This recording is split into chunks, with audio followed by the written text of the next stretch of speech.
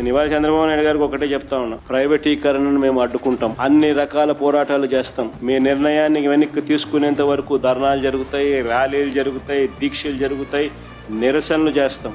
నేను కూడా అక్కడక్కడ పార్టిసిపేట్ కూడా చేస్తాను. అన్ని రకాలుగా దీన్ని అడ్డుకునే కార్యక్రమం, అడ్డుకునే ప్రయత్నం జరుగుతుంది.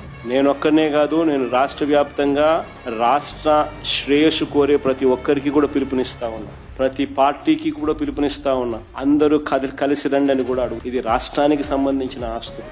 ఈ ఆస్తుల వల్ల ప్రజలకు మంచి జరుగుతుంది. ఈ ఆస్తుల వల్ల ప్రజలకు జరిగే శాశ్వత మంచిని చంద్రబాబు నాయుడు తీసేసే ప్రయత్నం చేస్తూ ఉన్నాడు. దీన్ని అడ్డుకునే కార్యక్రమంలో ప్రతి ఒక్కరూ కూడా ముందుకు రావాలని కోరుతాం. అందరం కలిసికట్టుగా దీన్ని వ్యతిరేకించే కార్యక్రమం ఖచ్చితంగా చేస్తాం. ఇన్ని చేసినా కూడా పొరపాటున మీరు బరి తెగిస్తే మాత్రం ఒకటి చెప్తా ఉన్నా, ఎవరైనా టెండర్లలో పార్టిసిపేట్ చేయండి, ఎవడైనా రాండి, కానీ ప్రతి ఒక్కరికి వార్నింగ్ ఇస్తాను. రేపు పొద్దున మేము వచ్చిన తర్వాత రద్దు చేస్తాం, మళ్ళీ వెనక్కి తీసుకుంటాం. ఇది మాత్రం ఖచ్చితంగా అందరూ గుర్తుపెట్టుకోండి.